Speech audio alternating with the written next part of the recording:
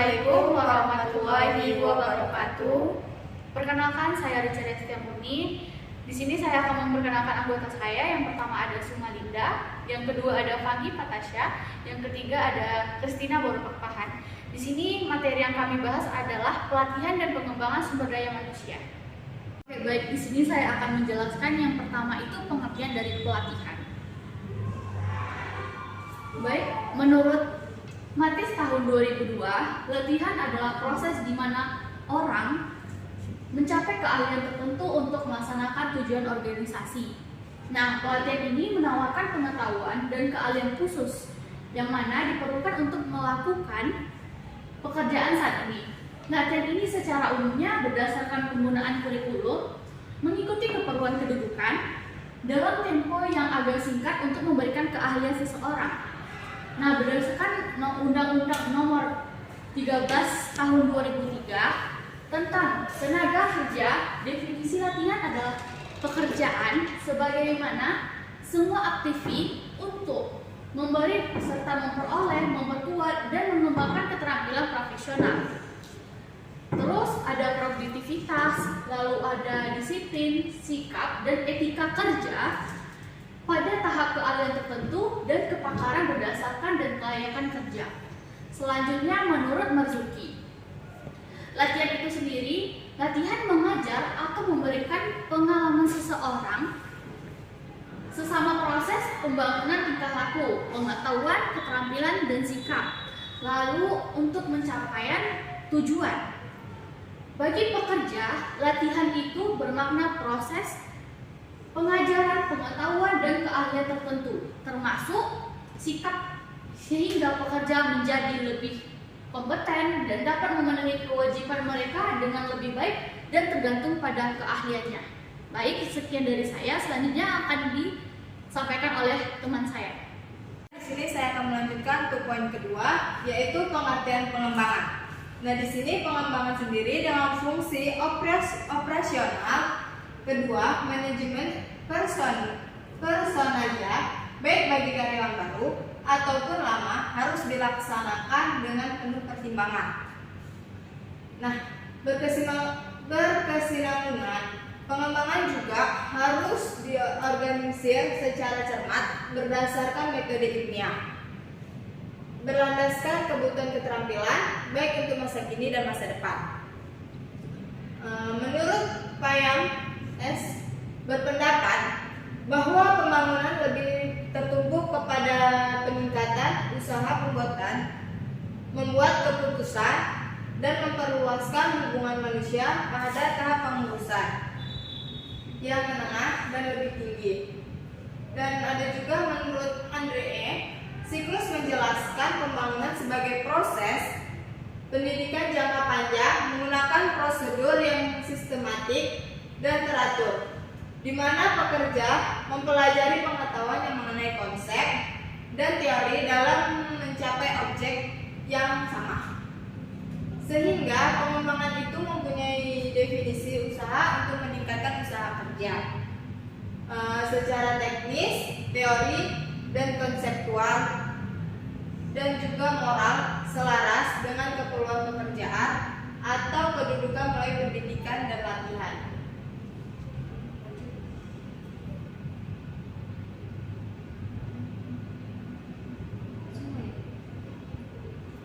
Latihan bertujuan untuk memperbaiki keahlian yang berbeda dan kaidah pelaksanaan kerja-kerja tertentu secara terperinci dan rutin.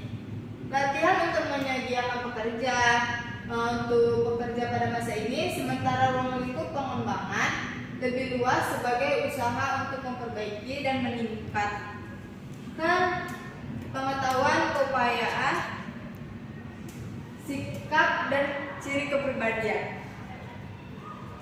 Adapun juga menurut Mario Old FNDH menjelaskan latihan dan pengembangan sebagai organisasi untuk meningkatkan pengetahuan, kemahiran, dan kapasitas pekerja. Di samping itu, beliau menambah latihan dan pengembangan sebagai dua konsep yang sama, yang untuk meningkatkan pengetahuan dan keahlian.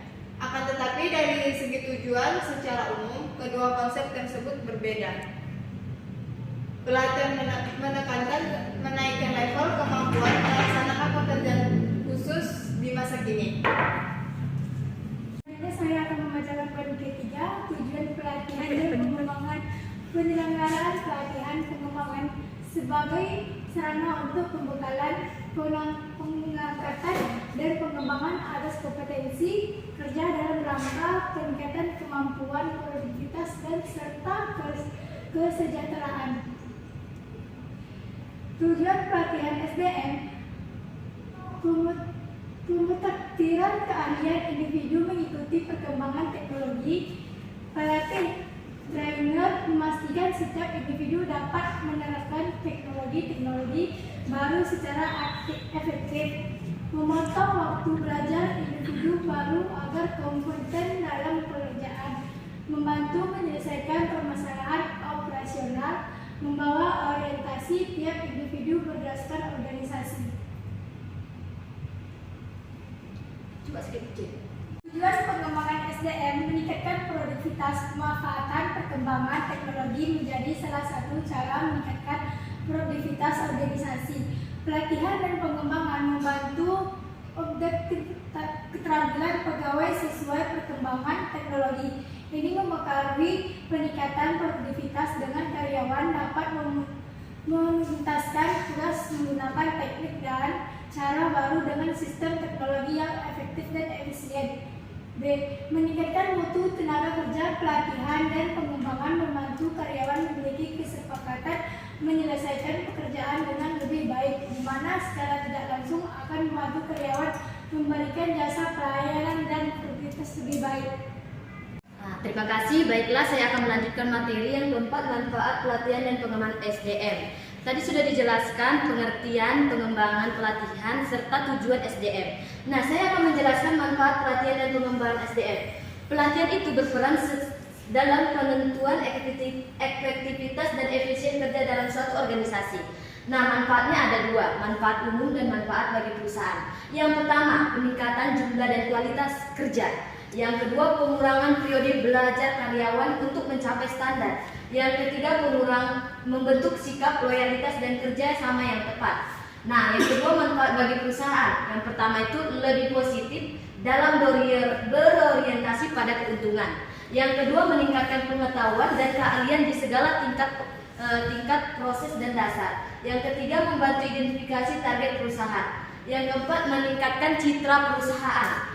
Nah, yang ketiga itu ada keuntungan untuk individu. Yang pertama, membantu lebih baik membuat keputusan dan berkesan dalam menyelesaikan masalah. Yang kedua, membuat perubahan dalam motivasi untuk pencapaian pertumbuhan tanggung jawab, pelaksanaan pesaing dan kemajuan perusahaan. Yang ketiga, menggalakkan dan mencapai pembangunan dan harga diri. Yang keempat, bantu seseorang untuk mengatasi tekanan, ketegangan, kekecewaan, dan konflik. Yang kelima itu memberikan informasi untuk meningkatkan pengetahuan mengenai kepemimpinan, kemahiran, serta komunikasi yang baik.